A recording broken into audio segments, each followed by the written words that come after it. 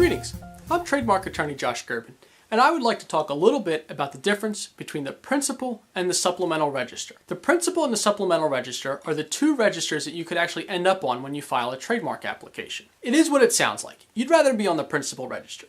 The principal register is a register that is reserved for the most unique trademarks. It basically says that once you have a registration on the principal register, that you are the presumed owner of that trademark in all 50 states.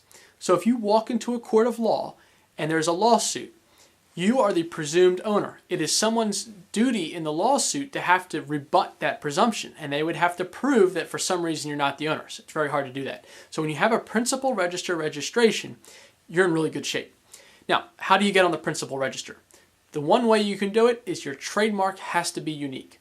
When I say unique, it can be a made-up word like Kodak or Nike, or it can be a word that's very common in the English language but doesn't have a lot to do with your product. For example, Apple for computers. The more your trademark describes your product or service, the less likely you're going to get on the principal register. And this is why the supplemental register exists. It's not that the supplemental register is bad.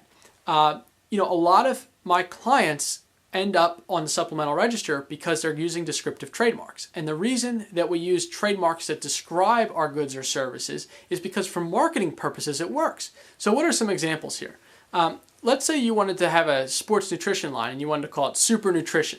Well, using a laudatory word like super or great, those are not really unique trademarks. They're supplemental register material. So sure, you can get a trademark on Super Nutrition, provided somebody else already hasn't, and get a registration, but the scope of protection is going to be pretty narrow on that. We'll talk about that in a second. The other example that I would have is sweet lollipops. If you're, okay, so lollipop is sweet, we know that, but it's just, that's your name, sweet lollipops. Okay, that's a descriptive trademark. So what does it mean to be on the supplemental register? Well, as opposed to the principal register, you do not have the presumption of federal ownership. This means that if you were to sue somebody, you would have to prove that in the area you're suing them, that people actually know of you, know of your product, or know of your service, and would associate this trademark with your product or service. So it's much harder to win a lawsuit from a trademark perspective if you just have a supplemental register registration. Now, let's talk about the benefits.